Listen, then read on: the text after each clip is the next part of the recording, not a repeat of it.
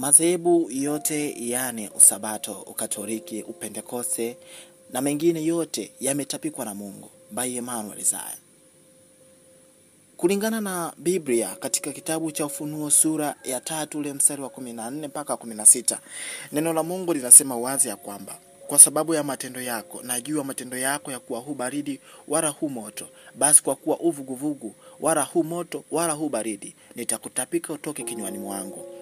Huu ni ujumbe wa Yesu Kristo kwa kanisa la Laodikia, ambalo linawakilisha kanisa la nyakati za mwisho. Nyakati tunazoishi sasa ni kanisa linalojua, lina utajiri, lina maarifa, lina ibada, lakini mbele za Mungu ni uvuguvugu, yani haliko moto wala kiroho wala halijajitenga kabisa na dunia. Maana yake nini? Yesu hakulani watu binafsi kwa upesi, bali mfumo wa kidini uliopoteza kiini cha kweli cha neno la Mungu. Hiki ndicho kinachotokea katika madhehebu yote, ni kujenga ukuta wa mafundisho ya binadamu badala ya kujenga juu ya neno la kamili la Mungu. Mafundisho ya ndugu William Marion Branham, nabii wa wakati wa mwisho, alisema madhehebu ni mpango wa mwanadamu, si wa Mungu. Alifundisha kuwa Yesu Kristo hakuanzisha madhehebu, bali alileta ufalme na neno lake ili ni kamili bila kuchanganywa. Alisema katika kitabu chake cha Laodicean Church Age cha mwaka 1960 ya kwamba dini ya kweli si madhehebu. Madhehebu ni mfumo wa mwanadamu unaojaribu kuboresha kazi ya Mungu, ni kutokuwa na imani kwa kile Mungu alichokisema. Katika ujumbe wake wa Laodicean Church Age wa mwaka 1960 aliyasema. Lakini pia alisema katika ujumbe mwingine wa Why I'm Against Organization Religion, akasema watu waliokuja baada ya kuanzisha mashirika yani madhehebu walikuwa nia nzuri, lakini mara tu walipoanzisha dhehebu walimfungia Mungu nje. Alisema katika kitabu cha Why I'm Against Organization Religion. Basi ni sababu gani ambazo zinafanya Mungu aweze kuyatapika mambo haya? Ni sababu gani zinazofanya Mungu aweze kutapika mifumo yote ya kibinadamu?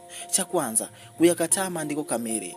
Madhehebu mengi yanachukua sehemu ya maandiko, wanayakataa na kuacha mengine, au kuyatelekeza kabisa tafsiri za Mungu. Hii inamwalifu Mungu na kumwalibu Mungu katika kazi yake ya neno. Unasema ni neno gani ambalo limechukuliwa leo hii?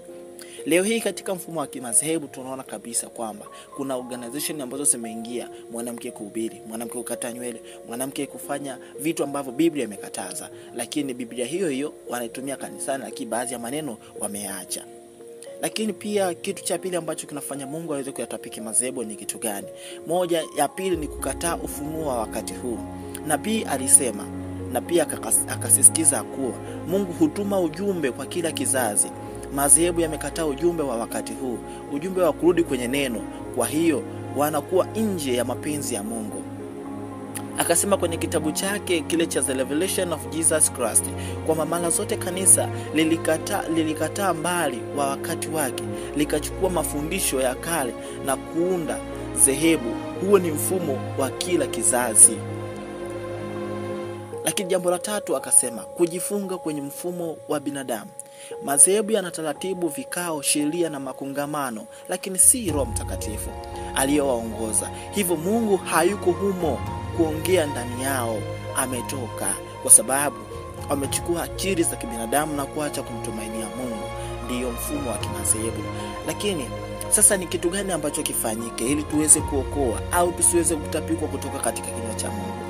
Nabii William Marion Branham alisema, hakusema kuwa madhehebu hakusema kuwa watu wa madhehebu hawampende Mungu, bali alisema tokeni nje yake. Ni kitabu cha Ufunuo sura ya 18 ule mstari wa 4.